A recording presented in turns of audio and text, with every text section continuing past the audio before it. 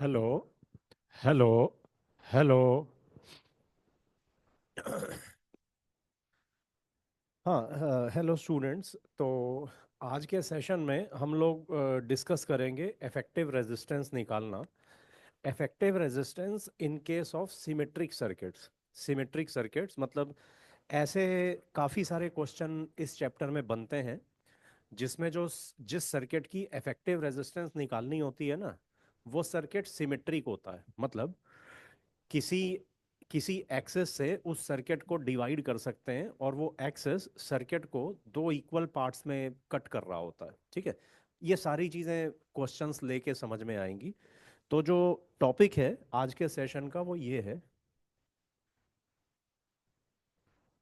To find effective resistance for symmetric circuits. To find effective resistance for symmetric circuits. हाँ, तो question start कर रहे हैं इसके। पहला क्वेश्चन,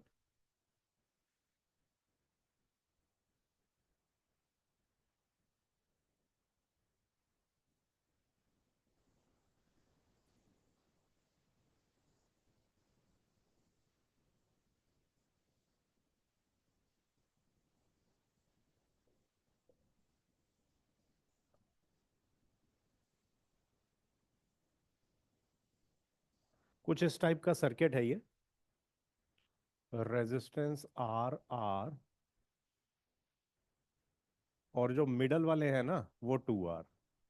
ठीक है, जो वर्टिकल कनेक्टेड है वो टू आर।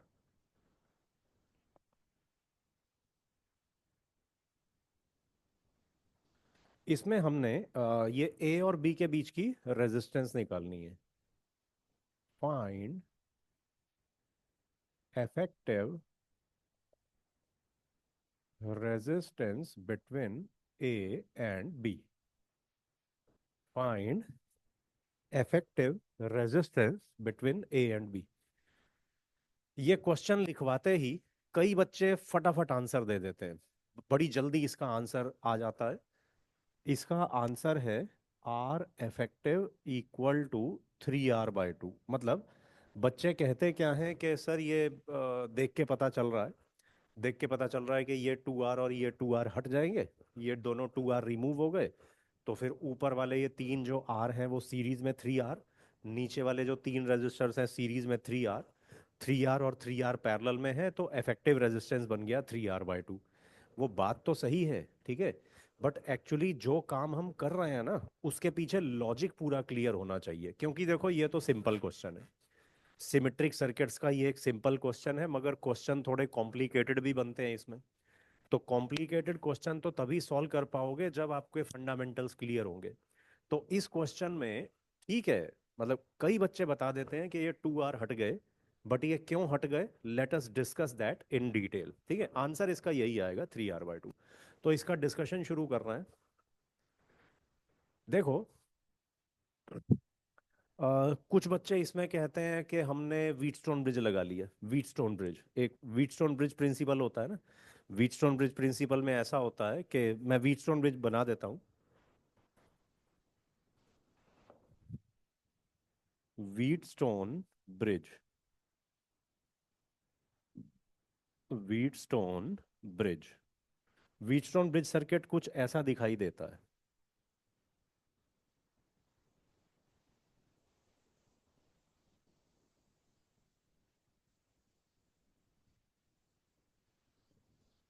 ये point A B, resistances are R1 R2 R3 R4, और ये बीच में है R5।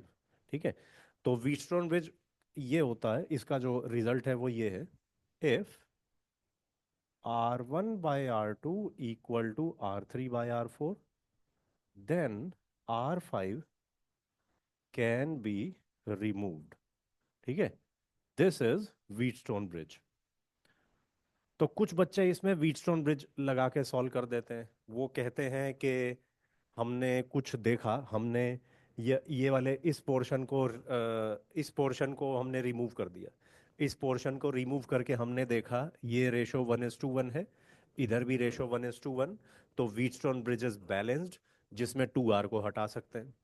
फिर हमने लेफ्ट साइड से इसको रिमूव करके सोचा, हमने लेफ्ट साइड से इसको रिमूव करके सोचा ये रेशो 1:1, ये भी 1:1, इसलिए 2R हट गया। तो पहले जो हमने सोचा उससे ये 2R हट गया, बाद में जो सोचा उससे ये बाद वाला 2R हट गया, दोनों हट गए। अब हमने आंसर निकाल दिया। अरे व्हीटस्टोन ब्रिज इसमें एप्लीकेबल नहीं है, ये क्वेश्चन व्हीटस्टोन ब्रिज से नहीं सॉल्व हो रहा है। व्हीटस्टोन ब्रिज देखो तो सही आप, व्हीटस्टोन ब्रिज में ये वाले दो रेजिस्टर तो एक ही पॉइंट पे जुड़े होते हैं, और राइट साइड वाले दो रेजिस्टर भी एक ही पॉइंट पे जुड़े होते हैं। ऐसा तो यहाँ बिल्कुल नहीं हो रहा है। अगर इस रीजन में हम व्हीटस्टोन ब्रिज बनाएं, तो चलो लेफ्ट वाले रेजिस्टर्स तो एक पॉइंट पे जुड़े हुए हैं, अरे राइट वाले रेजिस्टर थोड़ी एक पॉइंट पे जुड़े हैं, बीच में एक ये रेजिस्टर आ गया, और कोई राइट साइड से व्हीटस्टोन ब्रिज बना रहा है, तो वो भी गलत है। राइट साइड वाले रेजिस्टर तो एक पॉइंट पे जुड़े हैं, ये वाले तो नहीं जुड़े हैं, बीच में एक और रेजिस्टर आ गया, तो इसमें व्हीटस्टोन ब्रिज नहीं लग रहा है। ठीक है, व्हीटस्टोन ब्रिज नहीं लग रहा है। ये एक्चुअली सिमेट्री आर्ग्यूमेंट से ऐसे सर्किट्स में रेजिस्टर हटाए जाते हैं। अब ये सिमेट्री आर्ग्यूमेंट कौन सा है देखो, ये जो सर्किट है ना, ऐसे सर्किट्स में एक्सिस ऑफ सिमेट्री ड्रॉ किया जा सकता है। ऐसा एक्सिस जो पूरे सर्किट को दो आइडेंटिकल पार्ट्स में डिवाइड कर रहा है, जैसे कि ये जो एक्सिस है ना, इस सर्किट का एक्सिस ऑफ सिमेट्री है, ये एक्सिस इसका एक्सिस ऑफ सिमेट्री है। जैसा ये सर्किट इस एक्सिस के ऊपर है, वैसा ये सर्किट इस एक्सिस के नीचे, वैसे तो होने को एक ये भी एक्सिस ऑफ सिमेट्री हो जाएगा ना, मतलब अगर हम सिर्फ इस सर्किट को देखें, सिर्फ इस सर्किट को देखें, तो जैसा ये सर्किट इस एक्सिस के लेफ्ट पे है, वैसा ही राइट पे दिखाई दे रहा है। ठीक है, बट इस क्वेश्चन को सॉल्व करने में ना सिर्फ ये जो हॉरिजॉन्टल एक्सिस ऑफ सिमेट्री है, इसी का इस्तेमाल हो रहा है। ठीक है, तो ये मैं अभी फिलहाल ये हटा देता हूँ। किसी किसी क्वेश्चन में ये वर्टिकल एक्सिस ऑफ सिमेट्री की भी जरूरत पड़ेगी। ठीक है, तो अच्छा, अब ये रेजिस्टर 2R क्यों हटे? Let us connect a battery between point A and B, मतलब जो दो पॉइंट्स के बीच में हमने रेजिस्टेंस निकालनी है ना, उनके बीच में एक बैटरी कनेक्ट करते हैं। तो अगर हम ए और बी के बीच में एक बैटरी कनेक्ट करें, ठीक है, तो बैटरी कुछ करंट सप्लाई करेगी। इस बैटरी की लेटस से ईएमएफ ई, ये इसने पॉजिटिव टर्मिनल से करंट सप्लाई किया, यही करंट नेगेटिव टर्मिनल में एंटर कर रहा है। ठीक है, ये करंट आई इधर तक पहुंचेगा। ठीक है, फिर अब आप देखो ना, सिमेट्री आर्ग्यूमेंट से देखो, सिमेट्री आर्ग्यूमेंट, ये है एक्सिस ऑफ सिमेट्री। तो फिर ये जो करंट एंटर कर रहा है ना इस सर्किट में, क्योंकि ऊपर वाला पाथ और नीचे वाला path identical to each other है, इस वजह से ये करंट भी ऊपर नीचे इक्वली डिवाइड हो जाएगा। ठीक है, तो ये current, half of this current ऊपर वाले सर्किट से जाएगा और हाफ ऑफ दिस करंट नीचे वाले सर्किट से जाएगा, I/2 ऊपर से, I/2 नीचे से। ठीक है, और फिर देखो, अगर current entering the circuit I है, तो करंट लीविंग द सर्किट भी आई ही होगा, क्योंकि यही करंट तो बैटरी के नेगेटिव टर्मिनल में एंटर कर रहा है। ठीक है, अब क्योंकि ये एक एक्सिस ऑफ सिमेट्री है, अब ये जो करंट आ रहा है ये ऊपर से आ रहा है, नीचे से आ रहा है, कंबाइन होके आगे जा रहा है।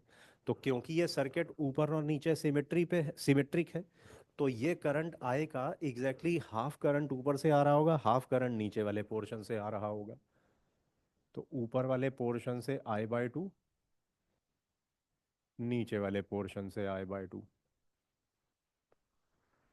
ठीक है, तो अब ऐसा करते हैं, इस लॉजिक की तरफ जा रहे हैं कि ये 2R क्यों हटे। ठीक है, तो ऐसे केस में क्या करते हैं, एक प्रोसीजर होता है, उसे कहते हैं नोडल एनालिसिस। एक मेथड होता है क्वेश्चंस को सॉल्व करने का, नोडल एनालिसिस। ये प्रोसीजर है एक नोडल एनालिसिस। नोडल एनालिसिस क्या होता है? इस मेथड में हम सर्किट की किसी एक सूटेबल नोड का पोटेंशियल V0 मान लेते हैं।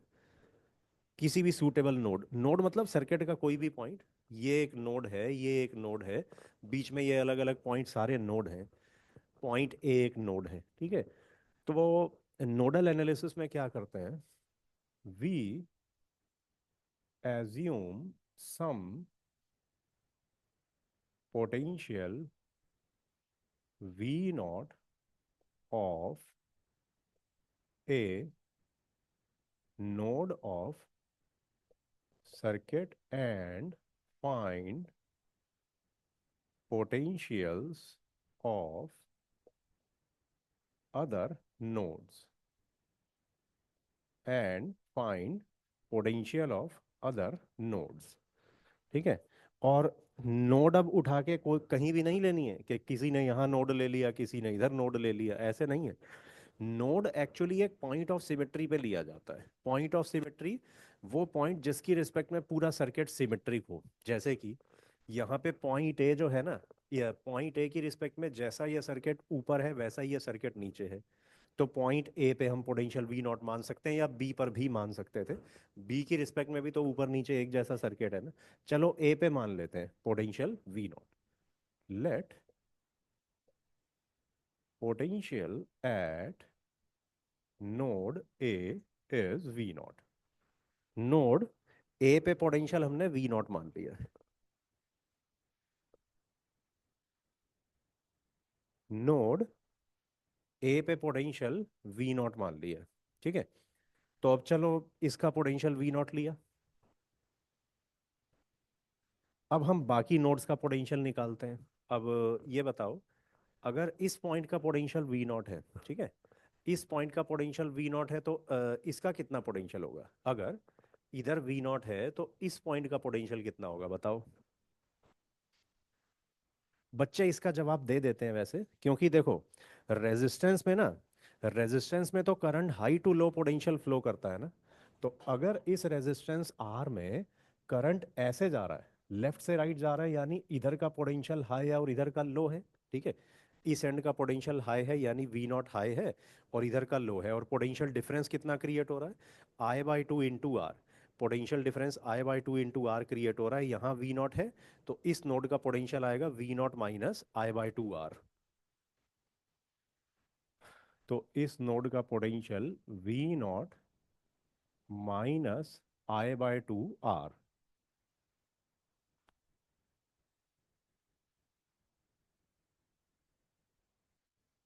ठीक है। और अच्छा, और अगर चलो अब यहाँ पोटेंशियल वी नॉट है तो फिर इस नोड का बताओ सोच के कितना होगा इस नोड का। बच्चे इसका भी जवाब दे देते हैं। जिस तरीके से हमने यहाँ वी नॉट देख के यहाँ V naught minus I by two R लिखा, वैसे इधर वी नॉट देख के इधर भी लिखेंगे। इस रेजिस्टेंस में भी current I by two flow कर रहा है। रेजिस्टेंस में current high to low potential flow करता है। ठीक है। तो यानी कि वी नॉट पोटेंशियल हाई है, इधर वाला लो है, और पोटेंशियल डिफरेंस तो आई आर होता है ना। इस रेजिस्टेंस में करंट कितना है? I by to. तो इस रेजिस्टेंस के अक्रॉस पोटेंशियल डिफरेंस क्रिएट हो जाएगा I by two into R. यहाँ पोटेंशियल वी नॉट है तो इधर आएगा V naught minus I by two into R. ठीक है। V naught minus I by two into R. तो अब यहाँ एक बात देखने वाली है कि ये जो रेजिस्टेंस टू आर है, इसके तो दोनों एंड सेम पोटेंशियल पर ही आ गए। इस रेजिस्टेंस के दोनों एंड सेम पोटेंशियल पे है, तो इसमें तो कोई करंट ही फ्लो नहीं करेगा। ठीक है। इसमें कोई करंट फ्लो नहीं करेगा तो इसको रिमूव कर सकते हैं। This two R can be removed. ठीक है। फिर आगे चलते हैं अब जरा। अगर ये टू आर में कोई करंट नहीं है तो ये I by two as it is सीधा निकल रहा है। ठीक है। आई बाय टू करंट सीधा निकल रहा है, यहाँ V naught minus I by two R है। तो इस नोड का बताओ कितना पोटेंशियल होगा इस नोड का? इसका इसका आएगा V naught minus I R, क्योंकि ये current I by two resistance R में फ्लो किया ना, तो potential drop I by two into R का हो गया। तो V naught minus I by two R इधर है, आई बाय टू आर और पोटेंशियल कम हो गया, तो V naught minus I by two R minus I by two R V naught minus I R हो गया। सेम रीजन से इधर करंट आई बाय टू है, यहाँ V naught minus I by two R, तो इधर V naught minus I R. हम तो ये देख रहे हैं कि इस रेजिस्टेंस के भी दोनों एंड इक्वल पोटेंशियल पे आ गए। जब इस रेजिस्टेंस के दोनों एंड सेम पोटेंशियल पे हैं, यानी कि इस रेजिस्टेंस के अक्रॉस कोई पोटेंशियल डिफरेंस ही नहीं है, तो इसमें भी करंट फ्लो नहीं करेगा। तो इस रेजिस्टेंस को भी हटा सकते हैं। ठीक है। तो ये मैं लिख देता हूँ। We observe that potential at ends of 2r are same, hence no current flows through 2R, hence remove 2R, hence remove 2R। तो बस फिर सर्किट तो ये रह गया, ऊपर तीन रेजिस्टर्स हैं, या ऐसे ही बता दूं, अब तो ऑरल होने वाला है ना, इसको हटा रहा हूं मैं। तो ऊपर वाली ब्रांच में तीन रेजिस्टर्स आर आर, मतलब ये तीनों सीरीज में 3R हो गया। नीचे वाली ब्रांच में भी ये तीनों सीरीज में 3R, 3R और 3R पैरेलल में है, इसका रिजल्ट तो 3R/2 आ जाएगा ना। R effective is 3R/2। ठीक है, effective resistance between A and B is 3R/2। नोट कर लो, आगे चलते हैं फिर।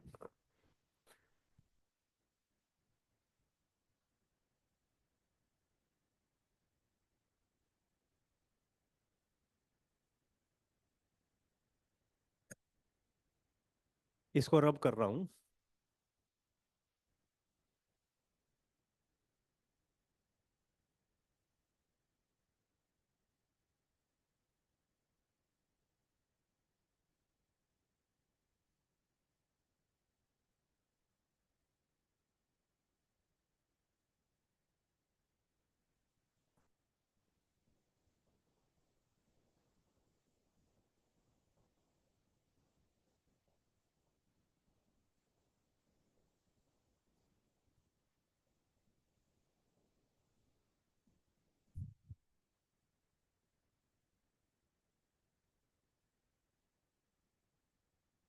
हाँ, अगले क्वेश्चन पे जा रहे हैं।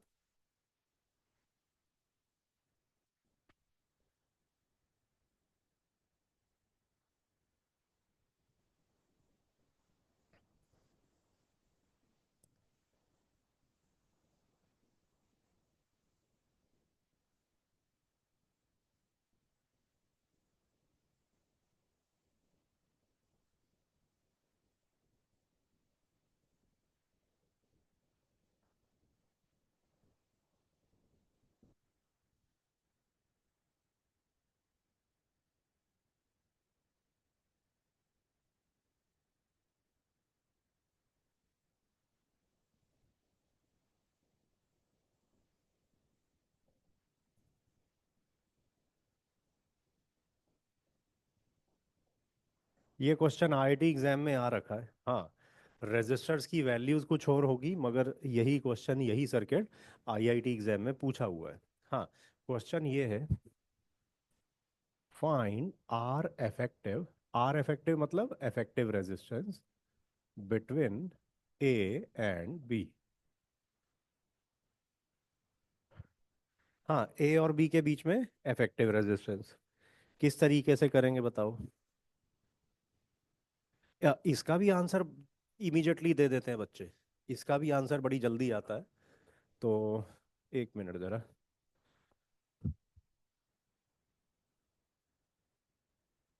इसका आंसर बच्चे फटाफट दे देते हैं, सर ये 3R हट जाएंगे दोनों, ये दोनों 3R हट जाएंगे। फिर ये 2R और 2R सीरीज में 4R, ये R और R सीरीज में 2R और ये 4R। फिर इन तीनों को पैरेलल में लेके ये आ जाएगा R। इस सर्किट का जो R इफेक्टिव है ना, वो R के बराबर आ जाएगा। इसका आंसर कई बार बच्चे दे देते हैं सही से, फटाफट आंसर देते हैं। Let us understand the logic, क्योंकि मैं रिपीट कर रहा हूँ, थोड़े जो हायर लेवल के क्वेश्चंस होते हैं उसमें फिर कंसेप्ट सारे चेक हो जाते हैं। बच्चा ऐसे क्वेश्चन के आंसर रट के बैठा हुआ है, थोड़े टफ क्वेश्चन आएंगे वो फंस जाएगा। ठीक है, तो पहले इनके बेसिक्स क्लियर होने चाहिए। हाँ, अब ये सर्किट भी एक सिमेट्रिक सर्किट है, देखो। इस सर्किट में ये एक वर्टिकल एक्सिस ऑफ सिमेट्री, जैसा ये सर्किट इस एक्सिस के लेफ्ट पे है वैसा ही ये सर्किट इसके राइट पे है। एक इस सर्किट का हॉरिजॉन्टल एक्सिस ऑफ सिमेट्री भी है, जैसा ये एक्सिस के ऊपर है वैसा ही नीचे है। ठीक है, तो इस सिमेट्री आर्ग्यूमेंट का यूज करके कुछ इसके सिंप्लीफिकेशन में हमें हेल्प मिलेगी। तो ए और बी के बीच की रेजिस्टेंस निकालनी है ना, तो ए और बी के बीच में बैटरी कनेक्ट कर रहे हैं। अगर हम ए और बी के बीच में बैटरी कनेक्ट करें, या इसमें, हाँ, बच्चे कहते हैं ये 3R हट गया, क्यों हट गया। सर इसमें ना व्हीटस्टोन ब्रिज बन रहा है, व्हीटस्टोन ब्रिज। व्हीटस्टोन ब्रिज मतलब ये नीचे वाले पोर्शन को एब्सेंट मान लिया, नीचे वाले पोर्शन को एब्सेंट मान लिया, ये रेशो 2:1, ये 2:1, 3R हटा दिया। फिर ऊपर वाले पोर्शन को एब्सेंट मान लिया, ऊपर वाले पोर्शन को एब्सेंट मान के ये रेशो 1:2, ये 1:2, इसलिए 3R हटा दिया। अरे ऐसे थोड़ी व्हीटस्टोन ब्रिज बनता है, ऐसे ये तरीका गलत है। देखो, व्हीटस्टोन ब्रिज अपने आप में एक स्पेशल सर्किट है। व्हीटस्टोन ब्रिज में ये जो सर्किट बनता है ना,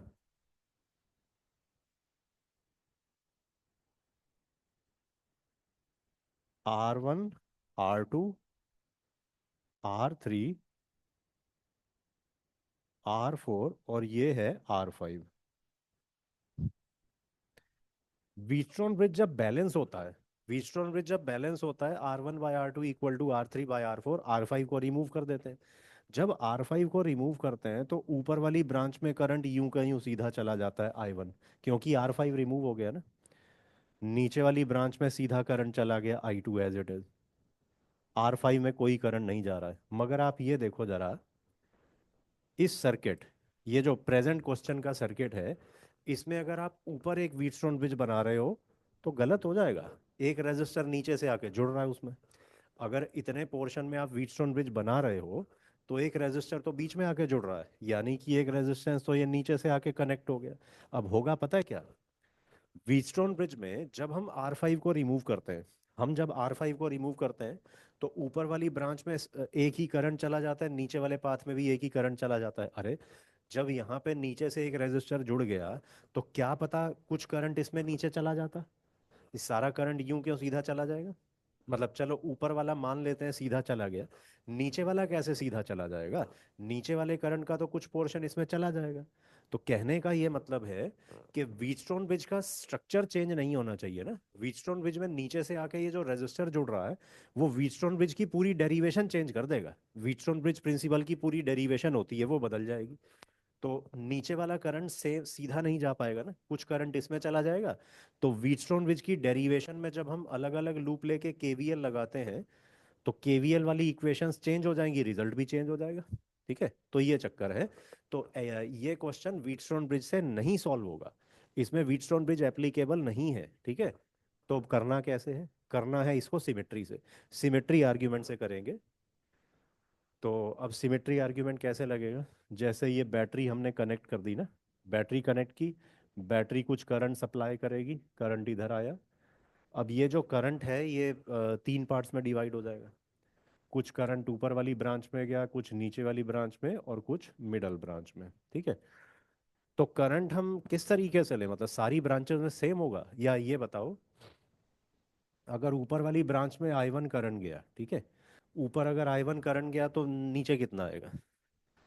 यहाँ करंट अगर I1 गया तो नीचे कितना आएगा, नीचे भी I1 आएगा, because of this axis of symmetry. ये हॉरिजॉन्टल एक्सिस ऑफ सिमेट्री है ना, हॉरिजॉन्टल एक्सिस ऑफ सिमेट्री, जैसा ये सर्किट इसके ऊपर है इस एक्सिस के, वैसा ही नीचे है। तो जो करंट ऊपर की तरफ जा रहा है उतना ही करंट नीचे की तरफ जाएगा, क्योंकि ऊपर और नीचे एक्सिस वो सर्किट सिमेट्रिक है। ऊपर करंट I1 जा रहा है, नीचे भी I1 जाएगा। ठीक है, हाँ, सेंट्रल ब्रांच में कोई और करंट होगा, वो थोड़ी I1 होगा, क्योंकि ऊपर और नीचे तो 2R रेजिस्टर है, सेंट्रल में तो कोई और रेजिस्टेंस है। ठीक है, तो बीच वाली ब्रांच में कुछ करंट I2। यानी कि हमने क्या माना कि current entering this circuit is 2I1 plus I2, current entering the circuit is 2I1 plus I2। Current entering the circuit 2I1 plus I2 है, तो कॉमन सेंस की बात है कि करंट लीविंग द सर्किट भी 2I1 प्लस I2 होगा, क्योंकि battery एक तरफ से जितना करंट सप्लाई कर रही है दूसरी तरफ से उतना ही करंट उसमें एंटर कर रहा है। तो करंट एंटरिंग द सर्किट अगर 2I1 प्लस I2 है तो करंट लीविंग द सर्किट भी उतना ही होगा, 2I1 प्लस I2।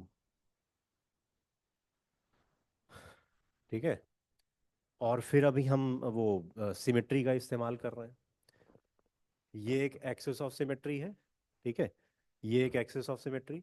यहाँ पे अगर करंट इस साइड से एंटर कर रहा है I1 तो दूसरी तरफ से बाहर भी I1 ही निकलेगा, क्योंकि ये वर्टिकल एक्सिस ऑफ सिमेट्री है ना, लेफ्ट और राइट में भी तो सिमेट्री है। तो जितना करंट यहाँ से I1 एंटर कर रहा है दूसरी साइड से उतना ही निकलेगा कॉरेस्पॉन्डिंग ब्रांच से। और इधर इस ब्रांच में अगर करंट I1 एंटर कर रहा है तो ये इसके ऑपोजिट वाली जो ब्रांच है उससे करंट I1 बाहर आ रहा होगा, ऐसे। ठीक है, और मिडल ब्रांच में यहाँ I2 एंटर कर रहा है, तो उधर मिडल ब्रांच से I2 बाहर आ रहा होगा। ठीक है। अब हम इस सर्किट में देखते हैं क्या सिंप्लीफिकेशन हो रहा है। सारा सिंप्लीफिकेशन हो गया, ये देखो। ये current I1 as it is ऊपर ऊपर से ही निकल गया है। ये जो करंट I1 है ये इधर आया, इधर से आगे चला गया। ये current I1 as it is ऊपर वाले पास से चला गया। ये जो करंट I2 है इस रेजिस्टेंस में आया, फिर वही करंट I2 आगे वाली ब्रांच में चला गया। ये करंट I1 जो इस ब्रांच में आया, वही एज इट इज उसके आगे वाली ब्रांच में चला गया। तो इन ये 3R में तो कोई करंट ही नहीं जा रहा। ऊपर वाला करंट यूं सीधा सीधा चला गया I1, मिडल वाला करंट चला गया, नीचे वाला चला गया। तो 3R वाली ब्रांच में तो ना नीचे से कोई करंट जा रहा है ना ऊपर से जा रहा है। तो 3R वाली ब्रांच में कोई करंट ही नहीं जा रहा है, hence they can be removed. अगर 3R को हम रिमूव कर दें, 3R कैन बी रिमूव्ड। तो ये मैं लिख देता हूं। Looking at symmetric distribution of currents, we observe that no current flows in resistance 3R. Hence, remove 3R. Hence, remove 3R. और 3R को रिमूव करके तो सर्किट ही सिंप्लीफाई हो चुका है। वो जो टॉप ब्रांच है, ऊपर वाली ब्रांच, 2R और 2R सीरीज में है 4R। ठीक है। मिडल वाली ब्रांच R और R सीरीज में है 2R। और नीचे वाली ब्रांच 2R और 2R सीरीज में 4R।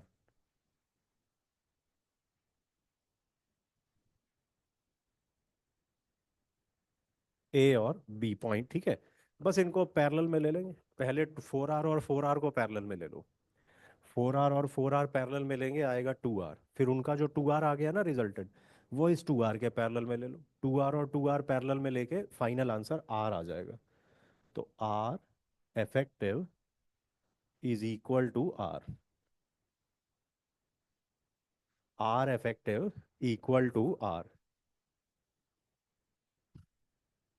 ठीक है, ये इसका आंसर है। आगे चल रहे हैं इसके बाद।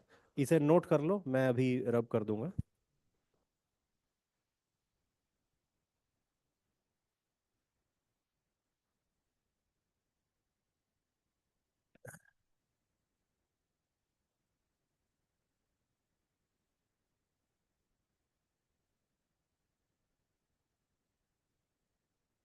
रब कर रहा हूँ इसको।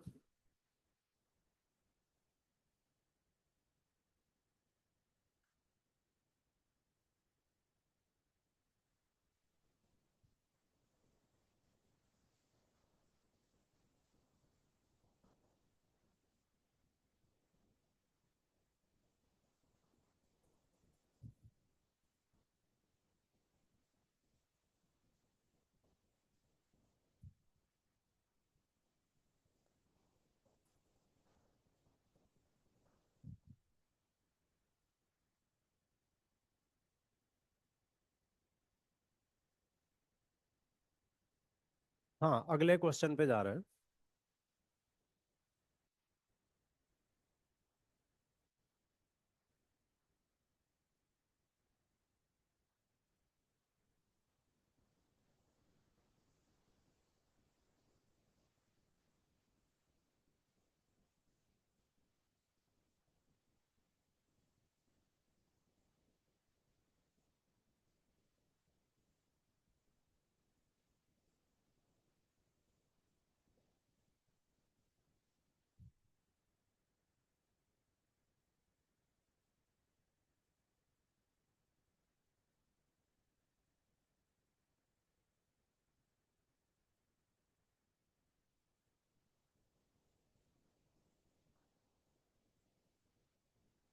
हाँ, ये सर्किट है।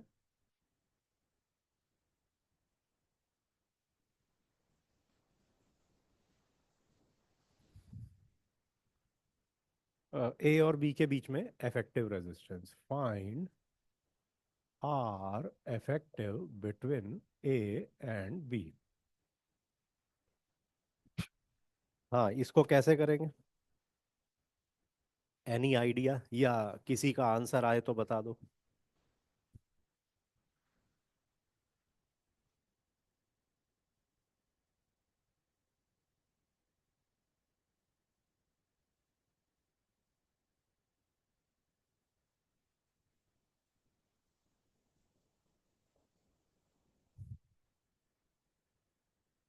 कुछ बच्चे इसमें क्या करते हैं, कुछ बच्चे इसमें ना व्हीटस्टोन ब्रिज लगाते हैं। व्हीटस्टोन ब्रिज, व्हीटस्टोन ब्रिज में कुछ ऐसा सोचेंगे, यहाँ से ये पोर्शन हमने रिमूव कर दिया, इधर से इस पोर्शन को रिमूव कर दिया, बचा हुआ तो बैलेंस व्हीटस्टोन ब्रिज है। क्योंकि इसको अगर हटा दें तो ये रेशो 1:1, ये 1:1, ये हट जाएगा। ठीक है, रेशो 1:1, 1:1, इसे हटा दिया, फिर हमने इसको एब्सेंट करके माना, इसको रिमूव कर दिया, अब ये रेशो 1:1, ये 1:1, अब ये हट गया। ये गलत है, क्योंकि अभी जो रीजन मैंने पिछले क्वेश्चन में बताया था ना, वही इसमें एप्लीकेबल है।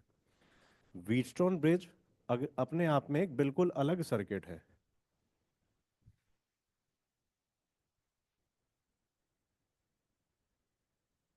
देखो, व्हीटस्टोन ब्रिज जब बैलेंस्ड होता है ना, तो ऊपर वाली ब्रांच से एक करंट जाता है और नीचे वाली ब्रांच से अलग करंट जाता है। मतलब बैलेंस कंडीशन में ऊपर वाली ब्रांच से I1 जाएगा, नीचे वाली ब्रांचेस से I2 जाएगा।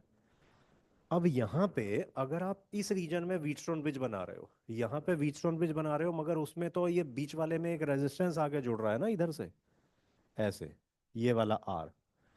अगर आप इस पोर्शन का अगर व्हीटस्टोन बना रहे हो, इस पोर्शन में व्हीटस्टोन बना रहे हो, तो बीच से एक रेजिस्टर इस पॉइंट पे आके जुड़ रहा है। वो यहाँ हमें इस तरीके से दिखाना पड़ेगा, इस पॉइंट पे आके ये जुड़ रहा है। तो फिर बैलेंस कंडीशन में ऊपर वाला करंट तो चलो मान लेते हैं I1 सीधा चला गया, नीचे वाला कैसे सीधा चला गया? नीचे से जो करंट I2 है वो तो कुछ पोर्शन इधर चला जाएगा, बाकी आगे जाएगा। उस वजह से होगा क्या, व्हीटस्टोन ब्रिज जो है ना, उसकी पूरी डेरिवेशन बदल जाएगी। व्हीटस्टोन ब्रिज की पूरी डेरिवेशन है, प्रूफ है। अलग अलग लूप लेके उसमें केवीएल लगाते हैं, केवीएल इक्वेशंस बदल जाएंगी। केवीएल इक्वेशंस बदल जाएंगी, हमारी डेरिवेशन पूरी चेंज हो जाएगी, व्हीटस्टोन ब्रिज का रिजल्ट ही एप्लीकेबल नहीं होगा उस केस में, ये हटा ही नहीं सकते हैं। ठीक है, तो ऐसे ना सर्किट का कोई भी ऐसे छोटा सा पोर्शन देख के उसमें व्हीटस्टोन ब्रिज नहीं लगाया जाता है, गलत हो जाता है। ठीक है, तो इस क्वेश्चन में व्हीटस्टोन ब्रिज नहीं लगेगा, तो क्या लगेगा फिर? सिमेट्री लगेगी। देखो, ये क्वेश्चन भी एक इस क्वेश्चन का भी जो सर्किट है, it is also a symmetric circuit. किसी एक एक्सिस के अबाउट ये सिमेट्रिक है। कौन सा एक्सिस? ये सर्किट ना इस एक्सिस के अबाउट सिमेट्रिक है, देखो वर्टिकल एक्सिस। इस एक्सिस के अबाउट, जैसा ये सर्किट एक्सिस के लेफ्ट साइड पे है, वैसा ही ये सर्किट एक्सिस के राइट साइड पे है। ठीक है, तो इस सिमेट्री आर्ग्यूमेंट का इस्तेमाल करके कुछ इस सर्किट में सिंप्लीफिकेशन हो जाएगी। Let us connect a battery between A and B. A और बी के बीच में बैटरी कनेक्ट कर दी।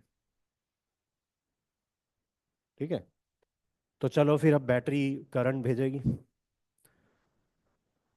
बैटरी ने करंट भेजा, यहाँ करंट आया, ये दो ब्रांचेस में करंट। अगर ऊपर हम करंट I1 ले लें, ऊपर I1 गया, तो इसमें क्या लें, करंट I1 लें या कुछ और लें?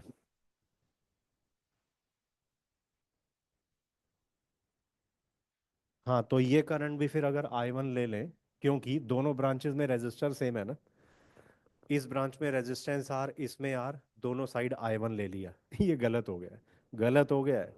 दोनों साइड I1 करंट नहीं जाएगा। देखो, एक ब्रांच जो करंट रिसीव करती है ना, एक ब्रांच जो करंट रिसीव करती है, वो सिर्फ उसी ब्रांच के रेजिस्टेंस पे नहीं डिपेंड करता है। मतलब हमने देखा इस ब्रांच में रेजिस्टेंस R, इसमें R, चलो करंट बराबर ले लिया, गलत है वो। क्योंकि इस ब्रांच में जो करंट एंटर करेगा वो सिर्फ इसी रेजिस्टेंस पे डिपेंड नहीं करता है। जो करंट यहाँ एंटर करेगा उसने आगे के सर्किट में से भी तो घूम के दूसरे एंड पे पहुंचना है ना। तो यहाँ एंटर करने वाला करंट सिर्फ इस ब्रांच पे नहीं, बल्कि आगे के पूरे सर्किट पे डिपेंड करता है। क्योंकि जो करंट यहाँ से एंटर कर रहा है, उसने आगे से पूरा फ्लो होके वहां तक पहुंचना है ना। तो हम आगे के पूरे सर्किट को देखते हैं। अब जो पिछले क्वेश्चन से, उसमें उसमें जैसे जो जस्ट इससे पीछे वाला क्वेश्चन था, ऊपर वाले पोर्शन में करंट आई वन लिया, नीचे भी आई वन ले लिया, क्योंकि वो पूरा सर्किट मिडल वाले हॉरिजॉन्टल एक्सिस के अबाउट सिमेट्रिक था, ऊपर नीचे सिमेट्री थी। यहाँ तो ऐसा कुछ नहीं है ना। यहाँ तो, यहाँ पे जो करंट है ये अलग पाथ को पूरा लेके वहां पहुंच रहा है, ये जो करंट है ये अलग तरीके के पाथ को लेके वहां पहुंच रहा है, तो ये दोनों करंट सेम नहीं होंगे, ये डिफरेंट होंगे। यहाँ करंट आई वन लिया तो इधर कुछ अलग करंट लेना पड़ेगा। तो हम सिर्फ इसी ब्रांच की रेजिस्टेंस को नहीं देखते हैं, आगे के पूरे सर्किट को देखते हैं। ठीक है, आगे का कंप्लीट सर्किट डिसाइड करता है कि इस ब्रांच में करंट कितना एंटर कर रहा होगा।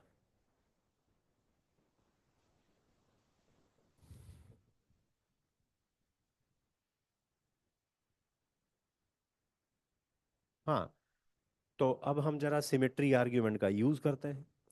इस सर्किट में ये एक एक्सिस ऑफ सिमेट्री है। ठीक है, ये एक एक्सिस ऑफ सिमेट्री।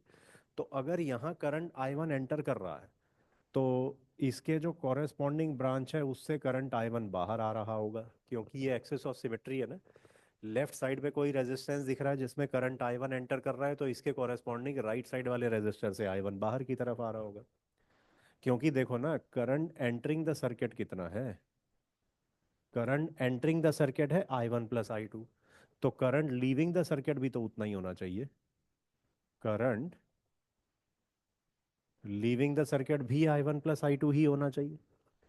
तो इधर से इस ब्रांच में आई वन एंटर कर रहा है, इसके कॉरेस्पॉन्डिंग इस साइड से इस ब्रांच से आई वन बाहर निकल रहा होगा।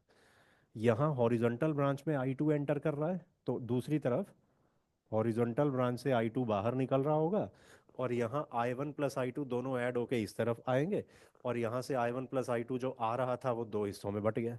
ठीक है, आगे चलते हैं। ये करंट आई वन, ठीक है। अब इस करंट का कुछ पोर्शन ऊपर की तरफ गया आई थ्री, या एक मिनट नीचे ले लेते हैं आई थ्री, नीचे की तरफ आया आई थ्री, और ऊपर बचा हुआ current I one minus I three. पीछे से करंट आई वन आया ना, ठीक है। तो आई वन में से, आई वन में से आई थ्री करंट इस ब्रांच में गया, और बचा हुआ I one minus I three ऊपर से निकल गया। ठीक है, तो बाकी तो हमने सिमेट्री आर्ग्यूमेंट का यूज करना है ना। This is axis of symmetry. यहाँ अगर करंट आई थ्री एंटर कर रहा है, तो इसके कॉरेस्पॉन्डिंग इधर वाली ब्रांच से आई थ्री बाहर की तरफ निकल रहा होगा, क्योंकि ये एक्सेस ऑफ सिमेट्री है ना। लेफ्ट साइड पे एक रेजिस्टेंस में करंट आई थ्री एंटर कर रहा है, तो इसके कॉरेस्पॉन्डिंग राइट साइड वाली जो ब्रांच होगी उसमें करंट आई थ्री बाहर की तरफ आ रहा होगा। इसमें करंट आई थ्री यूं बाहर की तरफ आ रहा होगा। ठीक है, तो फिर अब यहाँ देखो ना, ये I one minus I three और आई थ्री ऐड होके, I one minus I three और आई थ्री ऐड होके आई वन बन के इस तरफ निकल गए। ठीक है, अब इस सर्किट में कुछ सिंप्लीफिकेशन हुई है, कुछ समझ में आ रहा है देख के, सर्किट में क्या सिंप्लीफिकेशन हुई।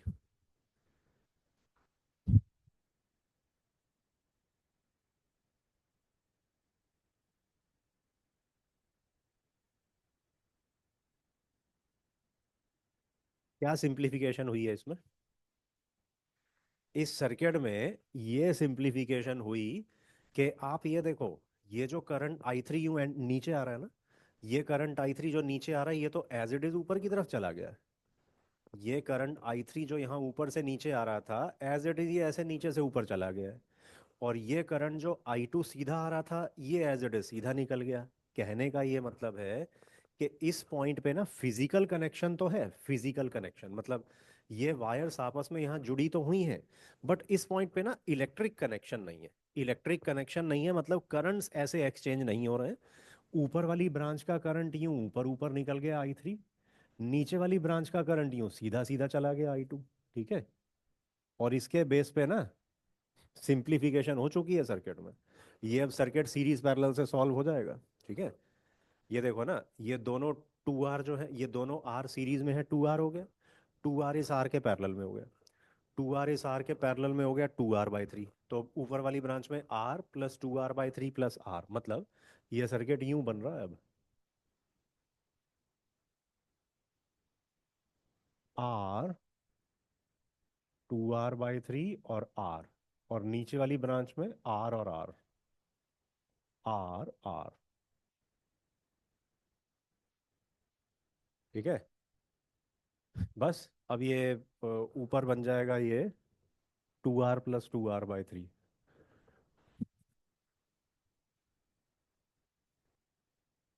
8R/3।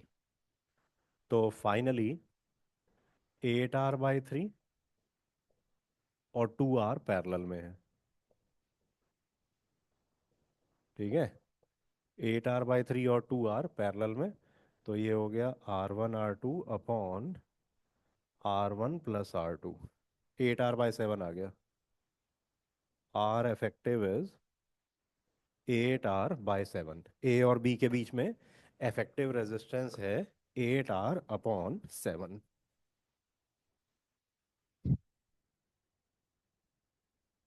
ठीक है, इस तरीके से होता है ये सर्किट।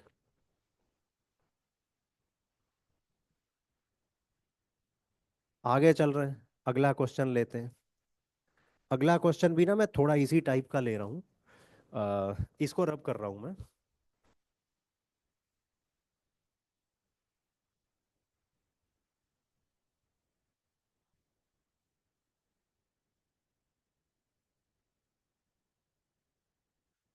हाँ, अगला क्वेश्चन जो है ना, इसी क्वेश्चन की कुछ और मॉडिफाइड फॉर्म है। पहले इस क्वेश्चन का सर्किट ड्रॉ कर रहा हूँ।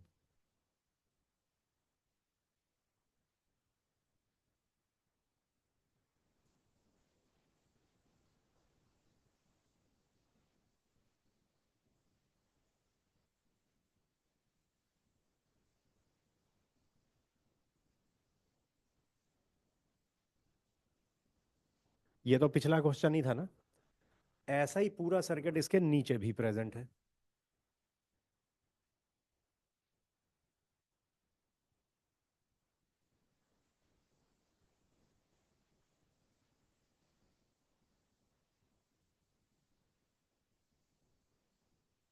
ठीक है, और ये ना ए और बी के बीच में रेजिस्टेंस पूछी है। ए और बी।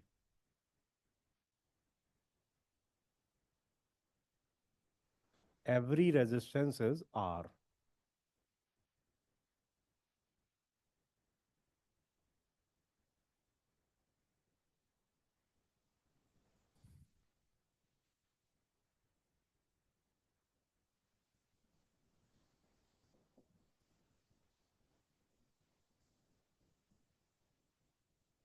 ए और बी के बीच में रेजिस्टेंस।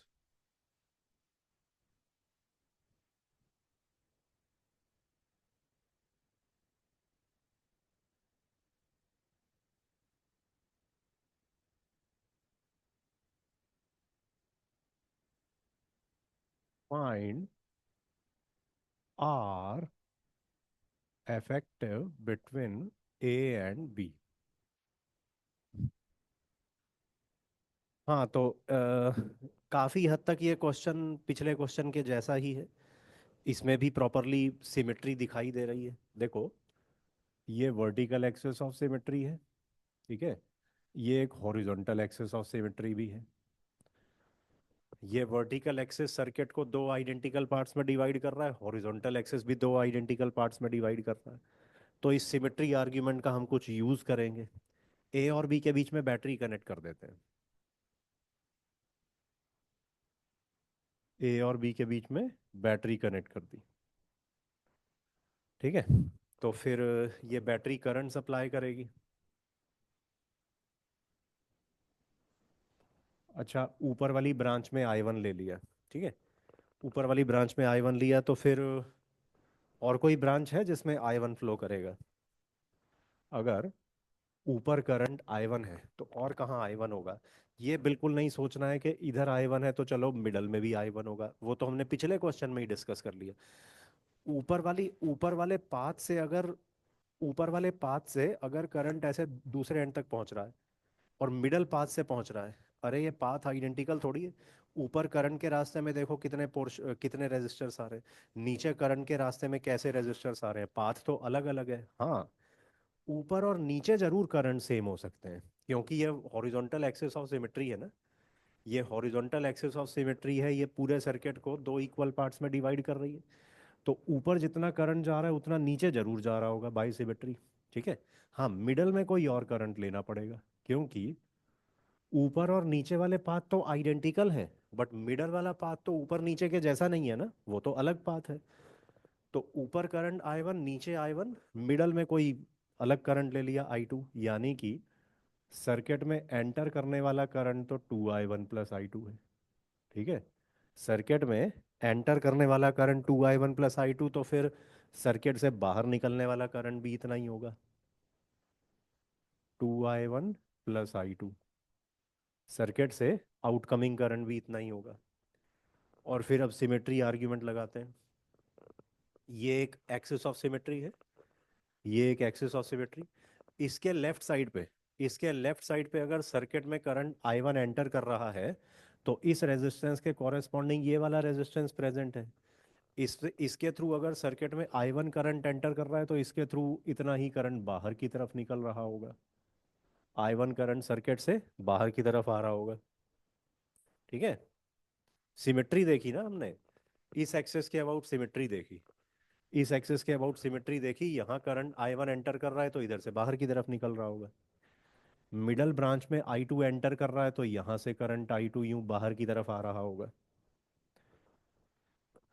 ठीक है, और फिर नीचे वाली ब्रांच में अगर I1 करंट एंटर कर रहा है, तो इसके कॉरेस्पॉन्डिंग यहाँ जो ब्रांच दिख रही है उससे करंट I1 बाहर की तरफ निकल निकल रहा होगा, क्योंकि यहाँ से तो करंट ने बाहर निकल के ऐड होके फिर इधर से आना है ना।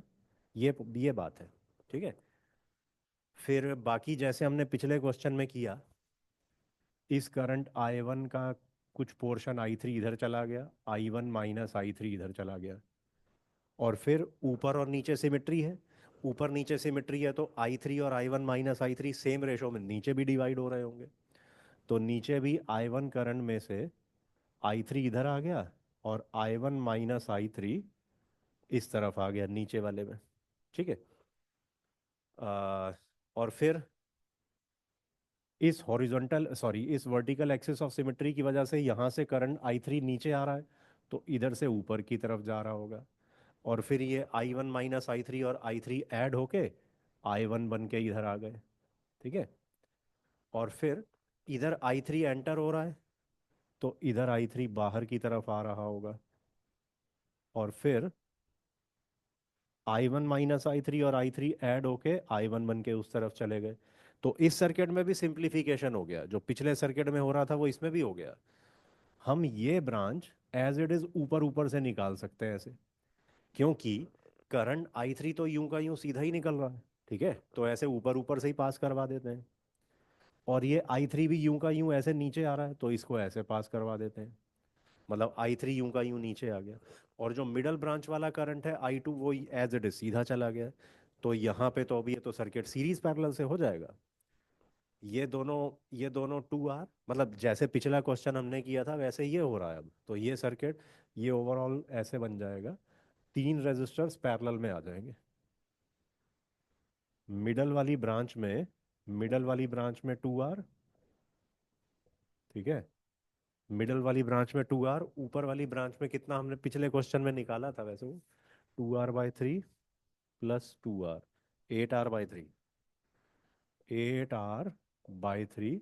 सेम रीजन से ऊपर नीचे भी 8R/3। तो फाइनल आ जाएगा इसका 4R/5। Are effective 4R/5। ए और बी के बीच की इफेक्टिव रेजिस्टेंस जो आएगी वो 4R/5 आएगी। ठीक है, नोट कर लो, आगे चले फिर।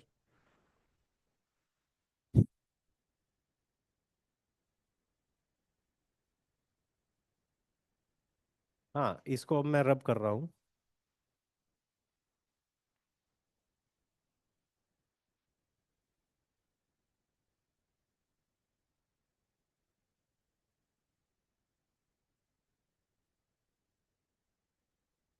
हाँ, अब हम और थोड़ा ना आगे बढ़ रहे हैं, और थोड़े इनके कुछ हायर लेवल के भी प्रॉब्लम्स होते हैं, अब उनकी तरफ जा रहे हैं। ये रब कर रहा हूँ।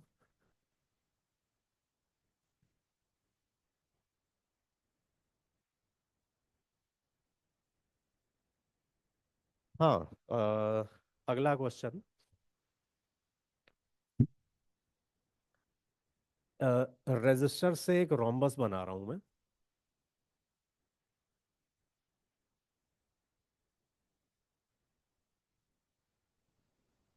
एक मिनट एक मिनट, पहले रोम्बस ही बना देता हूँ।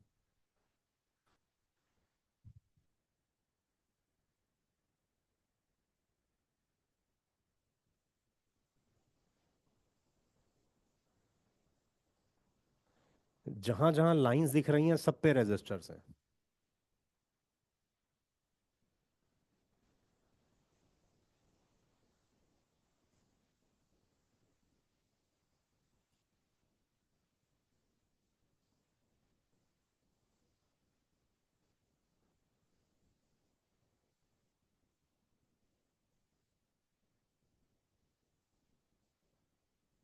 ठीक है, every resistance is are.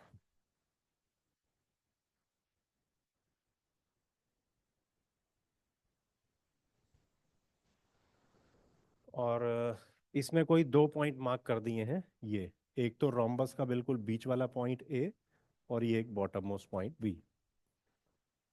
Find R effective between points A and B.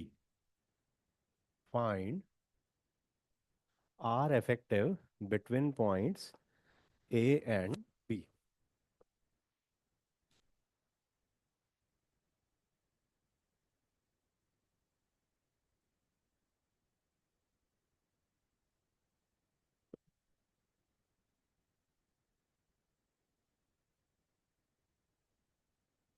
हाँ, तो इसको मैं सजेस्ट करूंगा इसको जरा खुद ट्राई करो।